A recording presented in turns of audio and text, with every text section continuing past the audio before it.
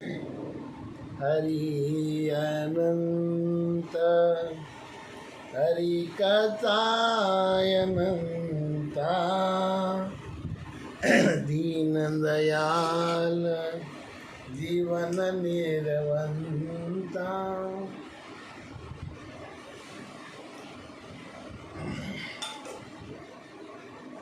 दीन दयाल जीवन निर्वंता।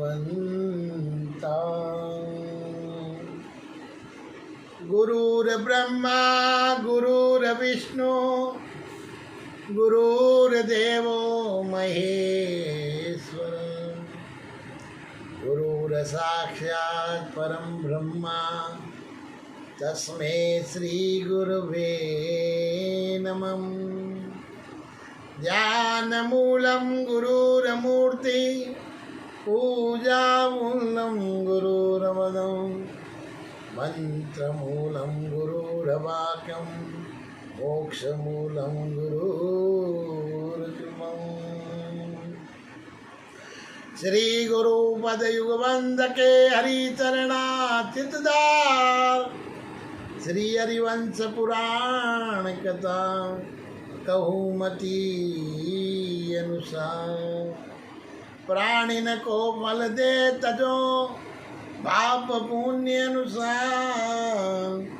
उनकी कथा अनुपये बुध मंगलदाता। बोलिए विष्णु भगवान की जय। बोलिए श्री कृष्ण भगवान की जय। हरि अनंत हरि कथायनंता। महामारी से भगवत कृपा जीवन निर्वंता। हरि अनंत हरि कथा अनंता। श्री हरिवंश पुराण कथा भगवान के द्वितीय चरण में तीसरे पुराण में द्वितीय पुराण में चल रहे हैं। तो इसमें 718 किलोमीटर की यात्रा पूर्ण हो चुकी है और भगवान की कृपा से ही ये होता है। बाकी तो सब कुछ भगवान के परे है। जिसने हरि अनंत कथा का स्मरण कर लिया वही भगवान का प्रीतम है और वही प्यारा है। और जिसने कथा न सुनी वह भगवान का राज दुलारा है। जो अभी तक भगवान कहते हैं मुझे भक्त बड़ा प्यारा है। एक तो भक्त वो जैसे बालक छोटा बाल रूप में रासलीला बाल रूप दिखाता है, अपनी लीला करता है कि बार बार आता है बार बार जाता है। तो मुझे ये सबसे बड़ा भगत प्रिय है जो मेरी तरफ आता है फिर जाता है, फिर आता है फिर जाता है। और एक जो मेरी तरफ आई हुई हैं वो तो उनसे क्या प्यार करना, अब तो वो मुझसे, मैं उनसे प्यार नहीं, वो मुझसे प्यार कर रहे हैं। लेकिन अभी नहीं आया भगत, उससे मुझे प्यार करना पड़ता है। बार बार बुला वाह वाह वाह वाह, फिर वो चला जाता है ना। तो इसलिए भगवान को भक्त प्यारा है और जीवन का सार इसमें है। तो अपने हरिवंश पुराण में 129वें जंक्शन पर, विष्णु पर्व के जंक्शन पर नगर में चल रहे हैं और 119वें जंक्शन पे पहुंच गए हैं। और इसमें अभी भगवान 2 दिन हो रहे हैं प्रेम की लीला बता रहे हैं कि विवाह किस प्रकार सत्य होता है। देखो सपने में प्रेम हो गया और उसका अता पता भी नहीं, ना लड़के को पता कि लड़की कौन है, ना लड़की को पता लड़का कौन है। तो ये आत्मा से प्रेम हुआ और प्रेम होते ही उनके साथ में भी उनके पास रहने वाले भी उनका अच्छा सोचने वाले। तो लड़की को सपना आया कि एक लड़का राजकुमार मेरे पास आया और मेरे को चुरा के ले गया। प्रेम चोरी कर ली उसने। तो ऐसे करके उस कन्या के साथ में जो उसके साथी रहती थी कन्याएं, उसमें चित्रलेखा नाम की बड़ी विचित्र कन्या थी। उसने रास्ता निकाला कि तुम मुझे उसका चरित्र बता, उसका चित्र बोल, मैं उसका चित्र बनाती हूँ। तो चित्रलेखा ने चित्र बनाया और बनाकर कई प्रकार के चित्र बनाए और सभी चित्र उसको दिखाए। उन सभी चित्रों में उसने जो सपने में आया था उस राजकुमार को बता दिया, बोले ये मेरा चैन चुरा लिया। तो ऐसा करके उसने जैसे ही बताया, चित्रलेखा ने कहा ये तो बड़े भगवान की कृपा है तेरे पर, जो सपने में आया रवि कंवारा भी है और ये बड़ा जीवन सफल हो गया तेरे पीछे मेरा, क्योंकि सत्संग में संत के साथ में सत्संग करना ही जीवन का निर्वाह हो जाता है। तो आज मैं धन्य हो गई जो इतनी बड़ी सेवा मेरे हाथ में लगी है। बोले ये तो परमपिता परमात्मा द्वारकाधीश कृष्ण के पोते होते हैं, जिनके प्रद्युम्न के पुत्र अनिरुद्ध हैं। तो आज तो हम बड़े भाग्य हो गए। तो अब चित्रलेखा उषा का सपना सच करने के लिए तैयारी में जुट पड़ी, क्या द्वारकापुरी पहुंच पड़ी। तो चित्रलेखा और नारद जी का संवाद और चित्रलेखा का नारद जी से तामसी विद्या ग्रहण कर अनिरुद्ध को शोणितपुर ले जाना और उषा और अनिरुद्ध का गांधर्व विवाह, अनिरुद्ध बाणासुर के सैनिकों तथा बाणासुर के साथ युद्ध और उनका नागपाश में बंधकर बंदी होना तथा नारद जी का द्वारका जाना। बोलिए द्वारकाधीश की जय। तो वेशपाल जी कहते हैं कि जन्मदें तदंतर द्वारकापुरी में के पास पहुंचकर चित्रलेखा ही घर के पास खड़ी हो गई और अनिरुद्ध के पास संदेश भेजने के लिए कोई युक्ति सोचने लगी।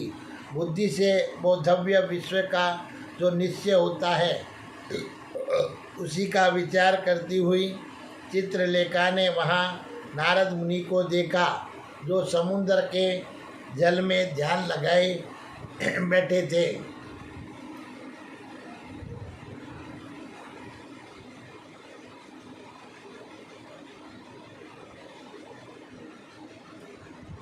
जो ध्यान लगाए बैठे थे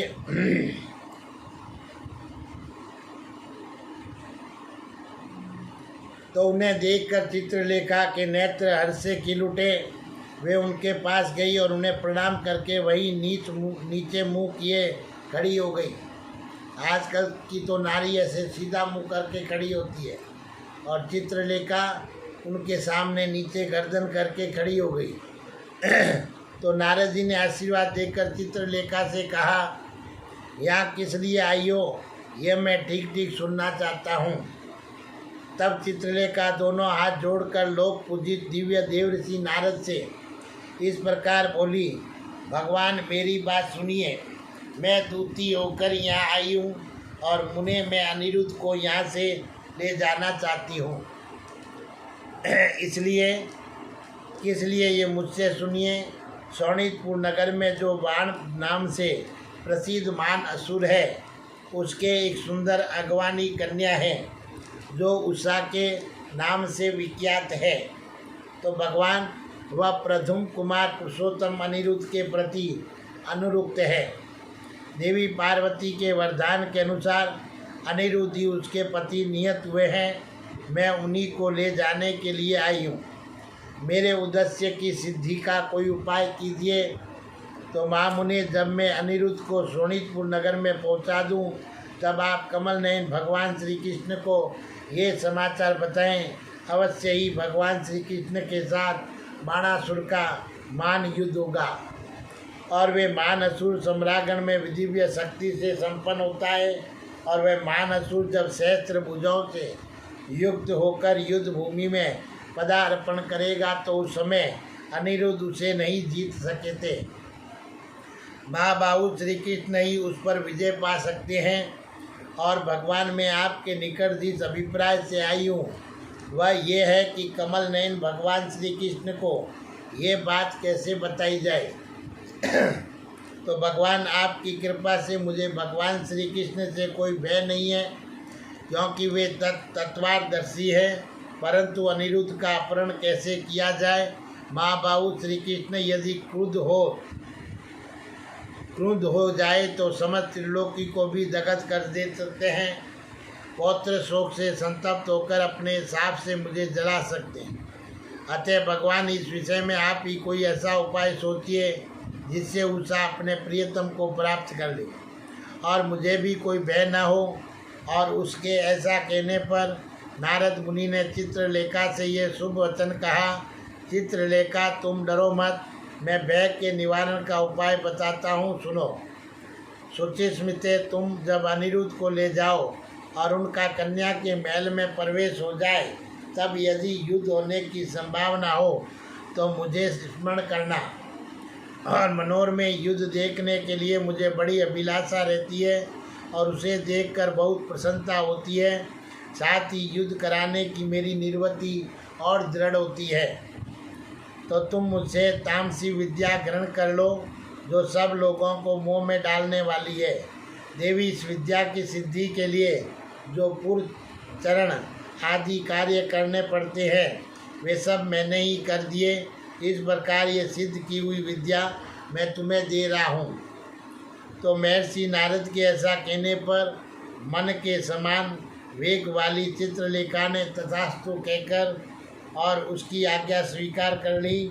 और इसके बाद ऋषियों में श्रेष्ठ महात्मा नारद को प्रणाम करके वह आकाश मार्ग में अनिरुद्ध के घर की ओर चली। तो द्वारका के मध्य भाग में काम अवतार प्रद्युम्न का सुंदर भवन था और उसी के समीप अनिरुद्ध का महल था, जिसमें चित्रलेखा ने प्रवेश किया। उस भवन में सोने की वेदियां बनी थी और सोने के खंभे लगे थे।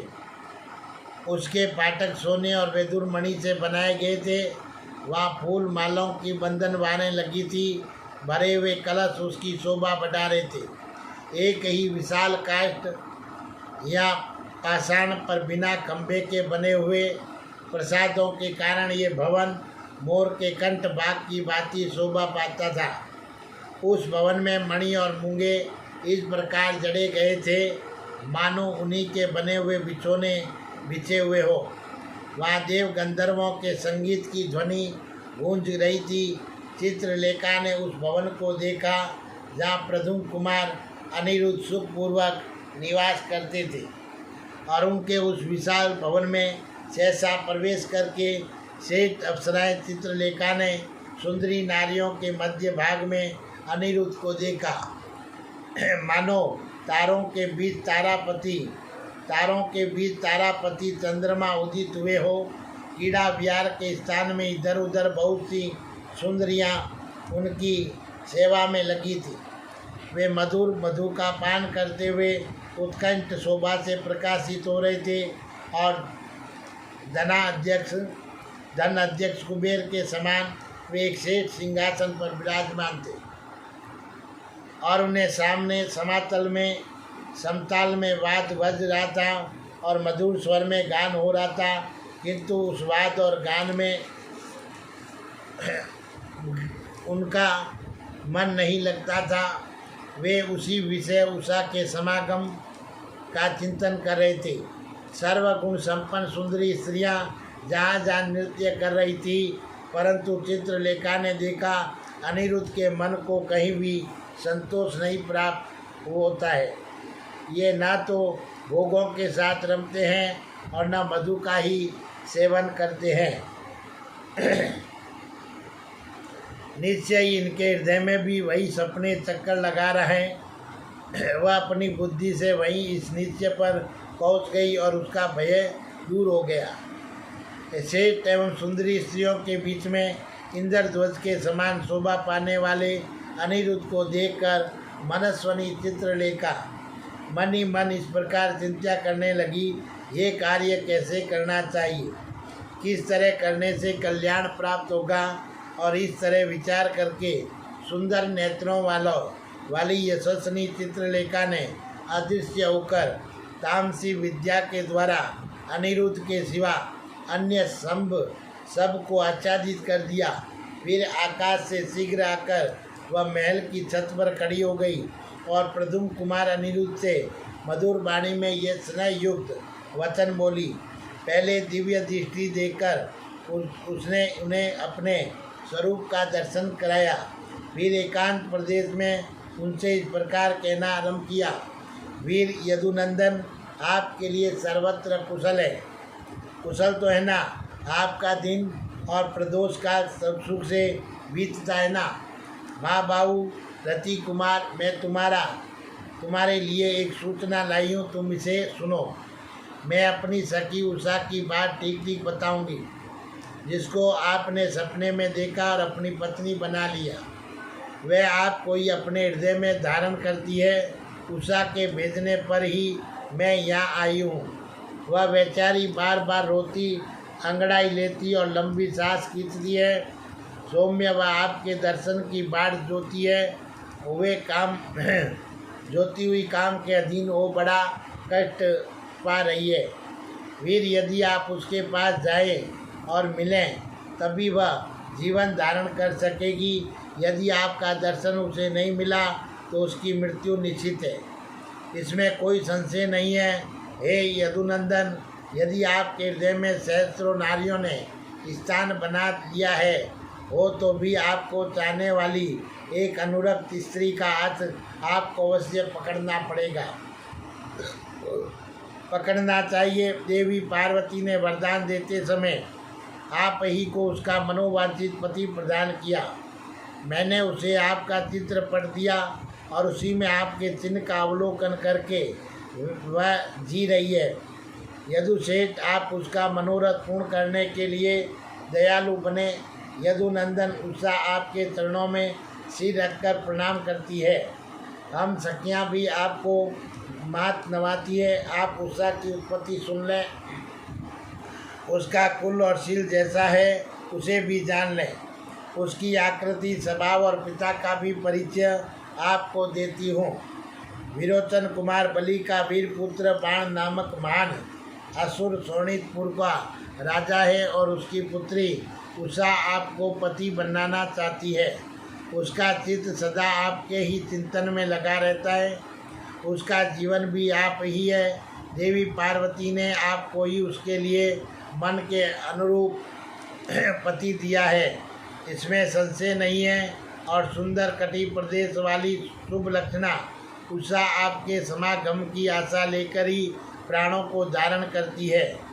चित्रलेखा की बात सुनकर अनिरुद्ध ने उससे इस प्रकार कहा, सोमने, मैंने उसे सपने में देखा है, उसका परिणाम क्या हुआ यह मुझसे सुनो। मैं दिन रात उसके रूप, कांति, मति, सहयोग, सुख और रोधन आदि सभी बातों का इसी तरह चिंतन करता हुआ मोह में पड़ा रहता हूँ।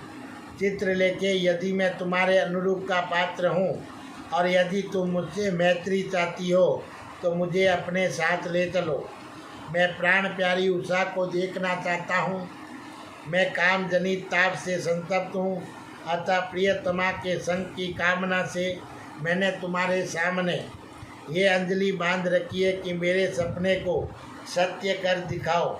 अनिरुद्ध की ये बात सुनकर श्रेष्ठ अप्सरा चित्रलेखा मन ही मन यह कहने लगी कि आज मेरा कलेश उठाना सफल हो गया। मेरी सखी ने जो वस्तु मांगी थी वह मुझे मिल गई है। वेशभाई जी कहते हैं, जन्मजे अनिरुद्ध का मनोरथ जानकर वामनी चित्रलेखा बहुत प्रसन्न हुई और बोली, अच्छा ऐसा ही करूँगी। अट्टालिका में स्त्रियों के बीच में बैठे हुए रण दुर्मुद प्रद्युम्न कुमार अनिरुद्ध को अदृश्य करके उन्हें साथ ले चित्रलेखा आकाश में उड़ चली।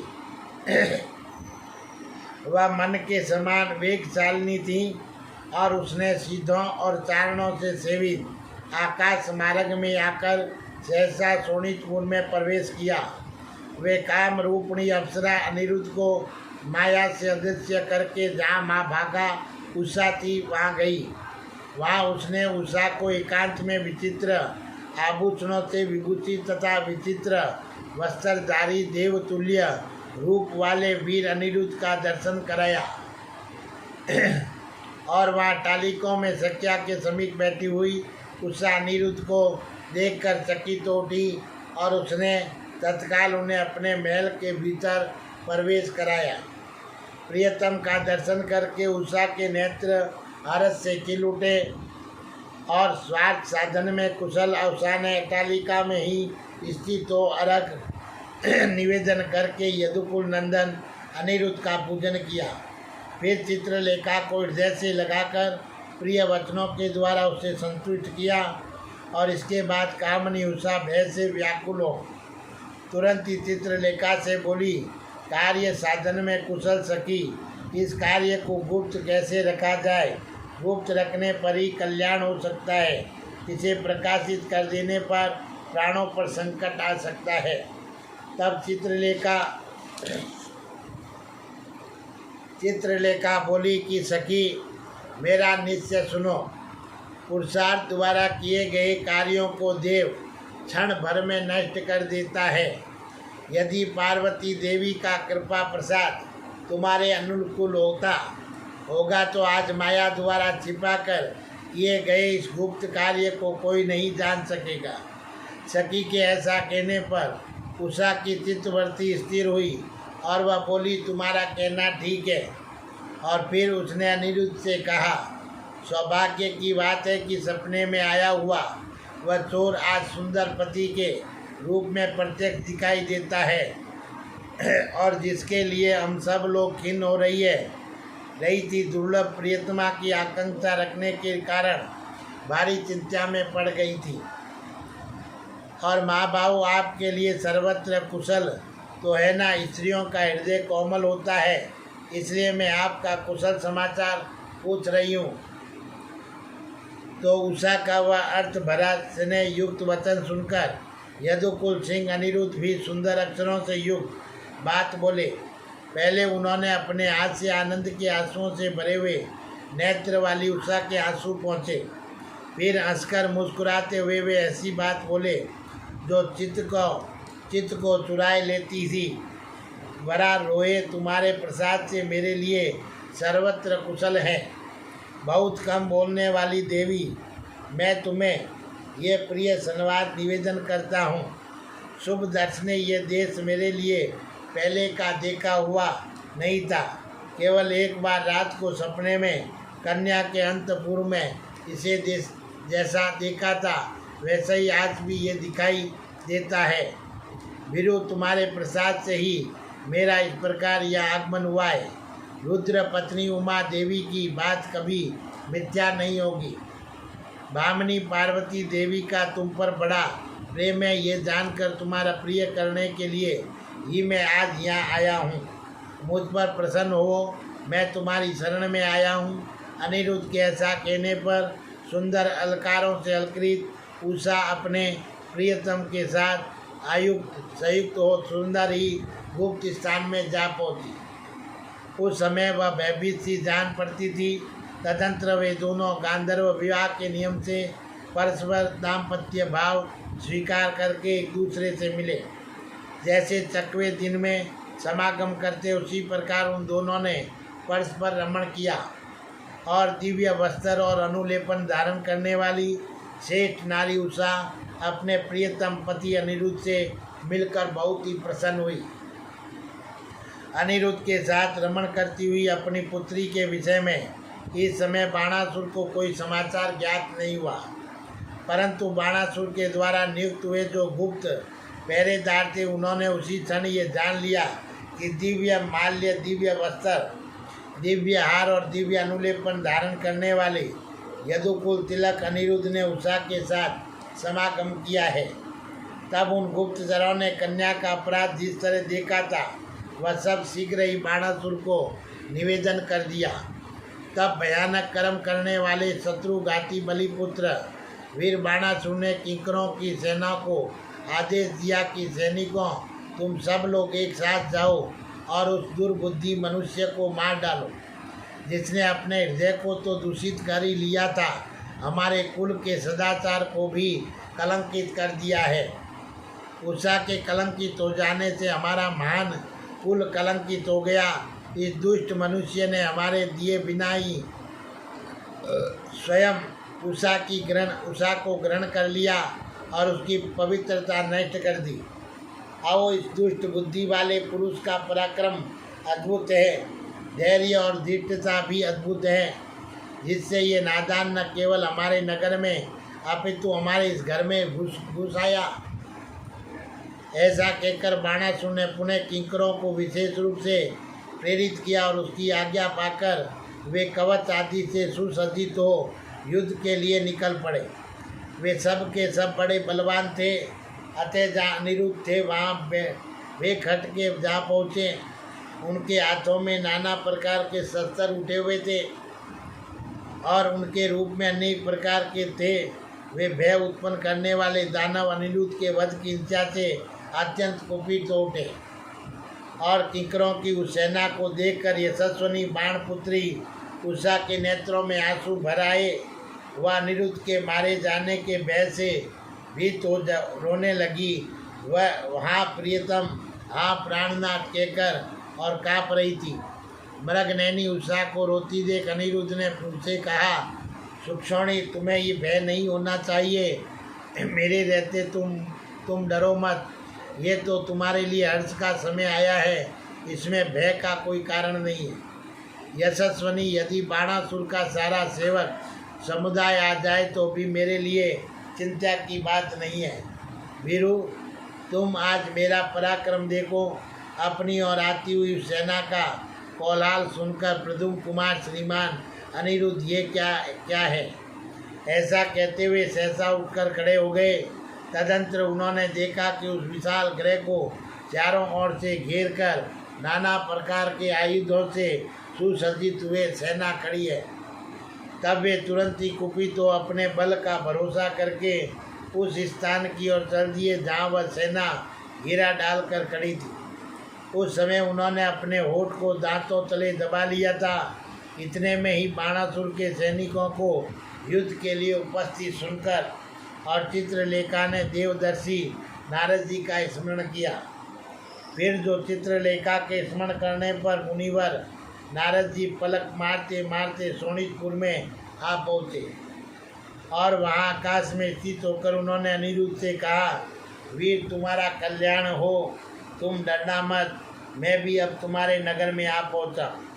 तो नारद जी को उपस्थित देख महाबली अनिरुद्ध ने उन्हें प्रणाम किया और प्रसन्नचित्त होकर वे युद्ध के लिए तैयार हो गए। उस समय गर्जना करते हुए सभी सैनिकों को कोलाहल सुनकर सूरवीर अनिरुद्ध अंकुश से पीड़ित हुए हाथी की भांति सहसा उठकर चल दिए। होठ को दांतों से दबाकर महल से उतरते और अपनी ओर आते हुए महाबाहु अनिरुद्ध को देखकर कितने ही सैनिक भय से व्याकुल होकर भाग खड़े हुए। अंतःपुर के द्वार पर रखे हुए अनुपम परिध को हाथ में लेकर नाना प्रकार के युद्धों में कुशल अनिरुद्ध ने उन सैनिकों के वध के लिए उसे चलाया। तब वे समस्त सैनिक रणभूमि में दिखाई देने वाले अनिरुद्ध पर बाण, गदा, मुसल, खड्ग, शक्ति और शूलों द्वारा प्रहार करने लगे। क्रोध में भरे हुए शस्त्र कुशल दानवों द्वारा चारों ओर से नाराजों और परिधों का प्रहार होने पर भी प्रद्युम्न कुमार अनिरुद्ध सुबद्ध नहीं हुए, क्योंकि वे संपूर्ण भूतों के आत्मा हैं। वे वर्षा काल के मेघ की भांति गर्जना करते और भयंकर परिध घुमाते हुए उन शत्रुओं के बीच में खड़े हो गए, मानो आकाश में मेघ मंडली के भीतर सब और विचरते हुए सूर्य शोभा पा रहे। उस समय दंड और काला मृगचर्म धारण करने वाले नारद जी मन में हर्ष भरकर अनिरुद्ध से बोले, वीर बहुत अच्छा बहुत अच्छा। उस अमित ओज वाले भयंकर परिध की ओर मार खाकर वे समस्त सैनिक भय से भाग खड़े हुए, मानो हवा के वेग से बादल छीन भिन्न हो गए। और उत्तम पराक्रमी वीर अनिरुद्ध अपने परिध की मार से दानवों को भगाकर रणभूमि में बड़े हर्ष के साथ सिंहनाद करने लगे। जैसे वर्षा काल में आकाश के भीतर छाए हुए मेघ बड़े जोर जोर से गर्जना करते हैं, उसी प्रकार शत्रुसूदन प्रद्युम्न कुमार अनिरुद्ध से गर्जना करके उन रणदुर्मुद दानवों से चिल्लाकर कहा, अरे खड़े रहो। साथ ही उन्होंने सबका संहार आरंभ कर दिया। उस महामनस्वी वीर के द्वारा सम्रागण में मारे जाते हुए वे समस्त सैनिक युद्ध से विमुख हो गए और भयभीत होकर उस स्थान पर गए जहाँ बाणासुर विद्यमान था। बाणासुर के समीप खड़े होकर वे सभी दानव लंबी सांस खींचने लगे। उन सब के शरीर रक्त से रंग गए थे। भय के कारण उनका चित्त व्याकुल हो गया था, अतः उन दैत्यों को चैन नहीं मिलता था। तब राजा बाणासुर ने उन्हें आदेश देते हुए कहा, दानव शिरोमणियों, डरो मत, त्रास छोड़कर एक साथ खड़े होकर युद्ध करो। और उसके इतना कहने पर भी उनकी आंखें भय से व्याकुल ही बनी रही। यह देख बाणासुर ने पुनः उससे कहा, ये क्या बात है कि तुम लोग अपने विश्व विख्यात यश को दूर से ही त्याग कर कायरों के समान व्याकुल और अचेत हो रहे हो। ये कौन है जिसके भय से डरकर तुम लोग झुंड के झुंड भाग रहे हो? तुम सब लोगों का कुल विख्यात है तथा तुम नाना प्रकार के युद्धों की कला में निपुण हो, तो भी तुम में ये कायरता कैसे है? अच्छा भाग जाओ, अब तुम लोगों ने मुझे युद्ध विषयक सहायता नहीं लेनी है, मेरे पास से दूर हो जाओ। इस प्रकार बलवान बाणासुर ने अपने कठोर वचनों द्वारा उनको बारंबार त्रास देते हुए दूसरे रणभूमि योद्धाओं की, जिनकी संख्या 10,000 के लगभग थी, उन्हें युद्ध के लिए आज्ञा दी। तत्पश्चात उसने अनिरुद्ध को बंदी बनाने के लिए एक महाभयंकर सेना को आदेश दिया, जिसमें अधिकांश प्रमथ गण थे। वह सेना नाना प्रकार के अस्त्र शस्त्रों से सुसज्जित थी। फिर जो बिजली वाले मेघों की भांति चमकीले नेत्रों वाले बाणासुर के सैनिकों से आकाश का बहुत बड़ा भाग व्याप्त हो गया। कुछ सैनिक पृथ्वी पर ही खड़े हो सब और हाथियों की भांति चिगाड़ रहे थे, तथा कुछ लोग वर्षा काल के बादलों की भांति आकाश में ही शोभा पाते थे। और तदंतर वह विशाल सेना फिर एकत्र हो गई और उसमें सब और ठहरो, खड़े रहो, यही बातें सुनाई देती थी। वीर अनिरुद्ध अकेले ही उन सब का सामना कर रहे थे। एक ने ही जो उस विशाल सेना का सामना किया, ये उस समय एक महान आश्चर्य की बात हुई। वे रणभूमि में उन महापराक्रमी दानवों के साथ युद्ध करने लगे। उन्होंने शत्रुओं के ही परिधों तथा तोमरों को ले लिया। उन महाबली वीर ने उन्हीं परिधों द्वारा उस समय युद्ध में उन शत्रुओं का संहार किया। वे युद्ध के मुहाने पर बारंबार परिध को छोड़ते और ग्रहण करते। शत्रुसूदन अनिरुद्ध उस परिध से अनेक पैत्र दिखाते हुए युद्ध में अकेले विचरते थे। वे भ्रांत, उद्भ्रांत और आभिद और आप्लुत, विप्लुत और लुप्त, कलुप्त आदि 32 प्रकार के पैत्रों से विचरते हुए दिखाई दिए। रणभूमि में युद्ध के मुहाने पर मुंह बाए हुए काल के समान अनेक प्रकार के परिध चलाने की क्रीड़ा करते हुए एक ही अनिरुद्ध को शत्रुओं ने सहस्त्रों की संख्या में देखा। उस समय उनसे संतप्त हो रक्त के प्रवाह में डूबे हुए दानव फिर अपना व्यूह भंग करके भाग खड़े हुए और जहाँ बाणासुर खड़ा था वहाँ जा पहुँचे। हाथी, घोड़े तथा रथ समूह ने चारों ओर लिए जा रहे थे। वे हर्षो उत्साह दानव घोर आर्तनाद करके संपूर्ण दिशाओं में भागे जा रहे थे। वे उस समय भय से पीड़ित तो भागते समय परस्पर एक एक के ऊपर चढ़ जाते तथा अधिक खेद के कारण युद्ध से विमुख हो रक्त वमन करते हुए पलायन कर रहे थे। पूर्व काल में देवताओं के साथ युद्ध करते समय भी उन दानवों का को वैसा भय नहीं हुआ था जैसा सम्रागण में अनिरुद्ध के साथ युद्ध करते समय हुआ था।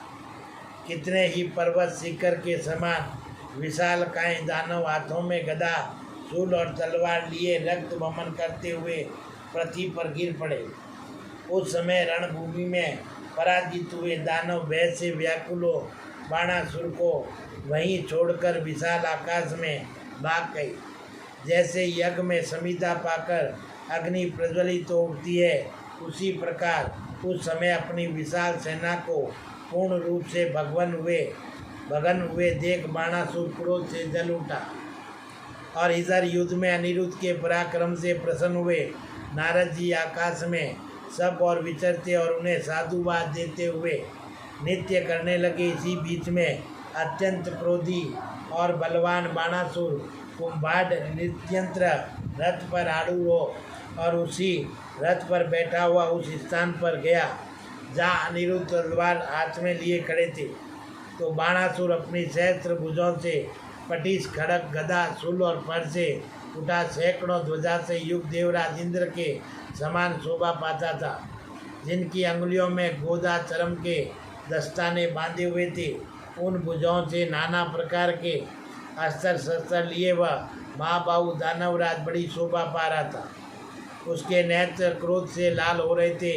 वह क्रोध में भरकर सिंह के समान दहाड़ता और अपने विशाल धनुष को खींचता हुआ बोला, अरे खड़ा रे। बाणासुर की बात सुनकर और युद्ध स्थल में उसके मुख पर दृष्टि डालकर अपराजित वीर प्रद्युम्न कुमार अनिरुद्ध हंसने लगे। बाणासुर का विशाल रथ 10 नलव 4000 हाथ के बराबर था और उसमें सैकड़ों छोटी छोटी घंटियाँ लगी थी, जिनकी ध्वनि सब और गूंजती रहती थी। और उस रथ की ध्वजा पताकाएँ लाल रंग की थी। तब उस रथ के प्रत्येक अवयव पर ऋष्य नामक मृग विशेष का चमड़ा मंडा हुआ था। उस महाकाय दानव के रथ में एक सहस्त्र घोड़े जुते हुए थे, ठीक उसी तरह जैसे पूर्व काल में देवासुर संग्राम के अवसर पर हिरण्यकश्यप के रथ में जोते गए थे। यदुकुल तिलक अनिरुद्ध ने जब उस दानव को आक्रमण करते देखा, तब वे युद्ध के लिए हर्ष और उत्साह से भर गए और महान तेज से संपन्न हो गए। जैसे पूर्व काल में आदिदेत्य हिरण्यकश्यप का वध करने के लिए उगत हुए भगवान नरसिंह शोभा पाते थे, उसी प्रकार संग्राम की लालसा से ढाल और तलवार धारण किए स्वस्थ भाव से खड़े हुए वीर अनिरुद्ध सुशोभित होते थे। उस समय बाणासुर ने अनिरुद्ध को ढाल और तलवार लिए और अपने सामने आते देखा और उन्हें केवल ढाल और तलवार धारण किए पैदल आते देख उन्हें मार डालने की इच्छा से बाणासुर को अनुपम हर्ष प्राप्त हुआ और कवच से रहित तथा केवल खड़ग हाथ में लिए होने पर भी यादव वीर अनिरुद्ध बाणासुर को ये अजय है ऐसा मानते हुए भी निशंक हो और उसके सामने युद्ध के लिए खड़े हुए। विजय से सुशोभित होने वाला महाबली बाणासुर कुपित तो रणभूमि में अनिरुद्ध से बोला, इसे पकड़ो मारो। उसे सम्रागण में इस तरह बोलते हुए बाणासुर की बात सुनकर हंसते हुए प्रद्युम्न कुमार ने क्रोधपूर्वक उसकी ओर देखा। वहाँ भय से शस्त्र तो रोती हुई भामनी उषा को सांत्वना देकर अनिरुद्ध हंसते हुए युद्ध के लिए खड़े हो गए। तदंतर समर भूमि में कुपित हुए बाणासुर ने अनिरुद्ध के वध की इच्छा से उन पर चारों ओर से शूद्रक नामक बाण समूह का प्रहार किया, किंतु अनिरुद्ध ने उसे पराजित करने की इच्छा रखकर और उसके सारे बाणों को तलवार से ही काट डाला। तब बाणासुर ने पुनः रणभूमि में अनिरुद्ध के वध की अभिलाषा से उनके सिर पर सब ओर से शुद्रक नाम वाले बाण समूहों की वर्षा आरंभ कर दी। उस समय उसके हजारों बाणों को ढाल से ही इधर उधर करके अनिरुद्ध उसके सामने खड़े हो उदय काल के सूर्य की भांति शोभा पाने लगे। रणभूमि में बाणासुर का तिरस्कार करके यदुनंदन अनिरुद्ध उसी तरह निर्भय खड़े रहे जैसे वन में सिंह अपने सामने एक हाथी को देखकर निर्भय खड़ा रहता है। तदंतर बाणासुर ने अपराजित वीर प्रद्युम्न कुमार को मर्म भेदी शीघ्रगामी तेज किए हुए मैंने बाण समूह द्वारा घायल कर दिया। उन बाणों से घायल होने पर अनिरुद्ध ढाल और तलवार लिए बाणासुर टूट पड़े और उन्हें आक्रमण करते देख और उस असुर ने तीखे सहायकों से उन पर और भी चोट की और झुकी हुई कांट वाले बाणों से अत्यंत घायल होने पर महाबाहु अनिरुद्ध क्रोध से जल उठे और दुष्कर कर्म करने की इच्छा करने लगे। बाणों की वर्षा से आच्छादित हो अनिरुद्ध के सारे अंग खून से लथपथ हो गए और इस तरह पराभव प्राप्त होने अनिरुद्ध का क्रोध बहुत बढ़ गया और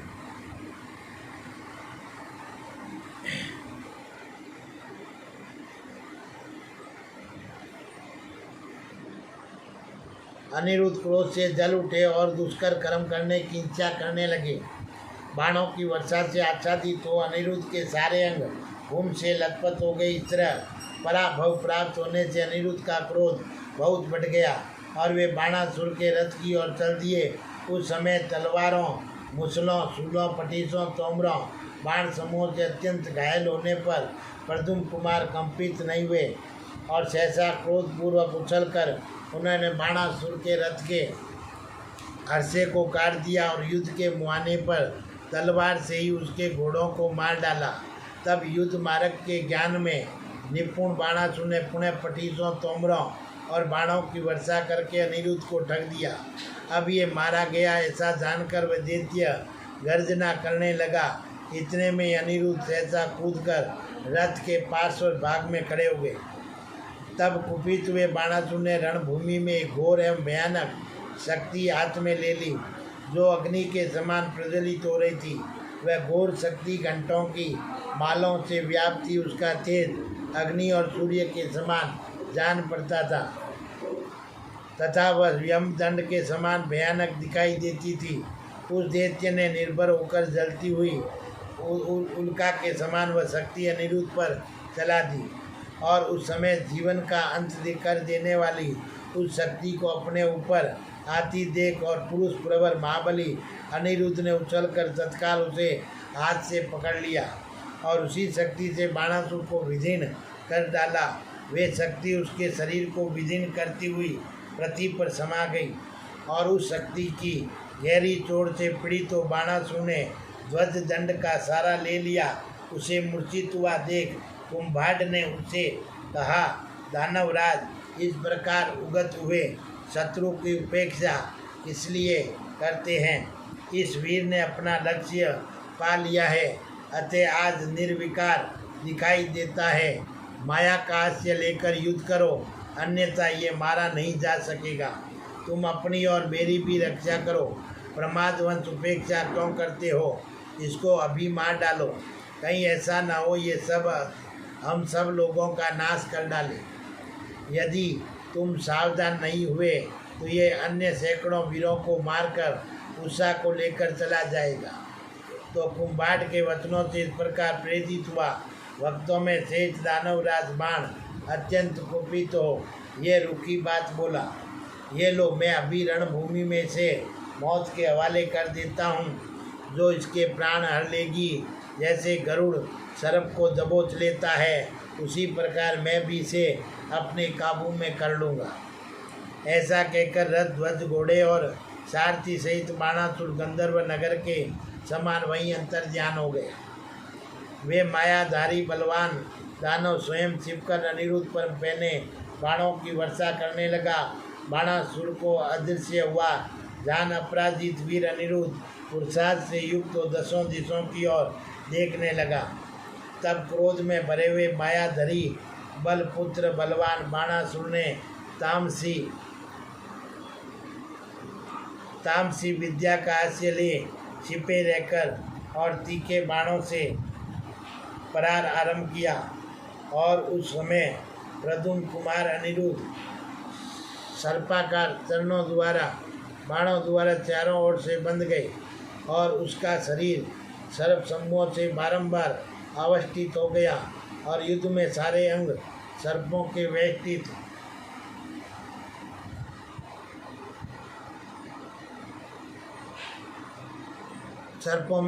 से बंद हो जाने के कारण प्रद्युम्न कुमार अनिरुद्ध निश्चित कर दिए और वे मेनाक पर्वत की भांति अचल भाव से खड़े हो गए। मुख से आग उगलने वाले सर्पों के शरीर द्वारा सब ओर से आविष्टित एवं श्रेष्ठताहीन हुआ।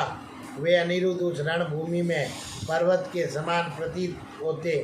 सर्प मुख बाणों द्वारा सब ओर से परिवेष्टित तो अपना प्रयत्न और गति अवरुद्ध हो जाने पर भी सर्वभूतात्मा अनिरुद्ध मन में व्यतीत नहीं हुए। तब रोष में भरे हुए बाणासुर ने कठोर वचनों द्वारा अनिरुद्ध को फटकारा। फिर उसने ध्वज का सहारा लेकर अमृत युक्त हो ये बात कही, कुमार इस कुलागार का शीघ्र वध कर डालो। जिस दूषित हृदय वाले दुष्ट ने संसार में मेरे यश को कलंकित किया है। बाणासुर के ऐसा कहने पर मंत्री कुमार ने कहा, राजन, इस विषय में मैं कुछ कहना चाहता हूँ। यदि आपकी इच्छा हो तो मेरी बात को सुन लें। पहले इस बात को जान लीजिए, ये किसका पुत्र है और कहाँ से आया है, अथवा इस इंद्रिय तुल्य पराक्रमी वीर को कौन यहाँ ले आया। राजन, मैंने इस महासमर में युद्ध करते समय इसकी ओर बारंबार देखा। इस युद्ध में देव कुमार के समान क्रीड़ा करता सा दिखाई देता था। दैत्य प्रवार ये बलवान, धैर्य संपन्न तथा संपूर्ण शस्त्र विद्या में परिपूर्ण है तथा अतः वध रूपी दोष का पात्र नहीं है। आपकी कन्या से गांधर्व विवाह के द्वारा इसके साथ समागम किया है, अतः न तो अब वह दूसरों को देने योग्य रह गई है और न दूसरों के द्वारा ग्रहण करने योग्य ही। अतः खूब सोचकर विचार कर और इसका वध कीजिए। पहले इसका परिचय प्राप्त करके फिर वध अथवा पूजन कीजिएगा। इसका वध करने में महान दोष है और रक्षा करने में महान गुण है। ये पुरुषों में श्रेष्ठ होने के कारण सर्वथा समान के योग्य है। देखिए, सर्पों ने सब ओर से इसके शरीर को जकड़ लिया है, तो भी ये व्यतीत नहीं होता है अपने कुल के अभिमान, बल पराक्रम तथा धैर्य से संपन्न। राजन, देखिए तो सही, महाबली सर्पों से वध होकर वधावस्था को प्राप्त होने पर भी ये बलवान पुरुषोत्तम वीर हम सब लोगों को कुछ भी नहीं गिनता है।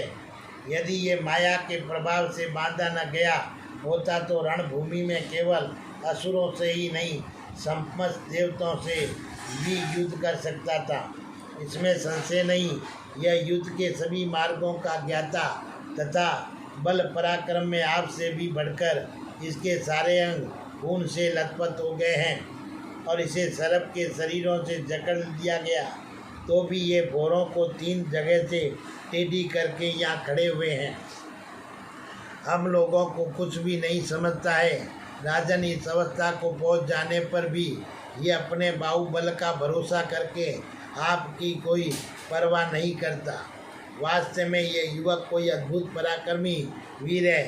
सहस्त्र बाहु के साथ समर भूमि में ये 2 ही बाहों का वीर खड़ा है, किंतु अपने बल पराक्रम के मद से उन्मत्त तो आपके बल विलय को कुछ नहीं समझता। असुर प्रवर आपकी ये कन्या इसके साथ संबंध स्थापित कर चुकी है, अतः अब दूसरे को नहीं दी जा सकती है। यदि ये किन्हीं महात्मा पुरुषों के कुल में उत्पन्न हो तो हमारे लिए परम अभिष्ट है। उस दशा में ये वीर हमसे पूजा प्राप्त करेगा, अतः आप इसकी रक्षा कीजिए। इतना कहकर ही कुमार चुप हो गए और महात्मा कुमार के ऐसी बात कहने पर शत्रुसूदन बाणासुर ने भी उनसे तथास्तु कहकर और चुपचाप बैठा रहा। तदंतर बुद्धिमान अनिरुद्ध के लिए पहरेदार देकर और माँ यशस्वी बलिपुत्र बाणासुर अपने घर को ही चला गया। महाबली अनिरुद्ध को माया द्वारा बंधा हुआ देख मुनि से नारद आकाश मार्ग से द्वारकापुरी की ओर गए और चल दिए। मुनिवर नारद जी के चले जाने पर अनिरुद्ध मन ही मन इस प्रकार विचार करने लगे, ये क्रूर दानव कहीं छिप गया है, पुनः युद्ध के लिए आएगा और इसमें संशय नहीं है। नारद जी वहाँ जाकर शंख चक्र गदाधारी भगवान श्री कृष्ण से ये सब समाचार ठीक ठीक बताएंगे और इसमें कोई संदेह नहीं है। सांपों से बंधकर अनिरुद्ध चेष्टासीन हो गए। यह देखकर व्याकुल हुए उत्साह फूट फूट कर रोने लगे। उनके नेत्र आंसुओं से भर गए। तब उस रोती हुई उषा ने अनिरुद्ध से कहा, वीरू तुम इस तरह रोती क्यों हो? मृग लोचने भयभीत न हो। सुक्षोणिक देखो, भगवान मधुसूदन मेरे लिए आना ही चाहते हैं। जिनके शंखनाद को, भुजाओं के शब्द को और बल की चर्चा को सुनकर दानव नष्ट हो जाएंगे और असुरों की स्त्रियों के गर्भ गिर जाएंगे। वेशपाल जी कहते हैं, जन्मजे अनिरुद्ध के ऐसा कहने पर उषा को विश्वास हो गया। वह सुंदर कटी प्रदेश वाली सुंदरी अब अपने दिव्य निर्दय पिता के लिए शोक करने लगी। बोलिए श्री कृष्ण भगवान की जय। हरि अनंत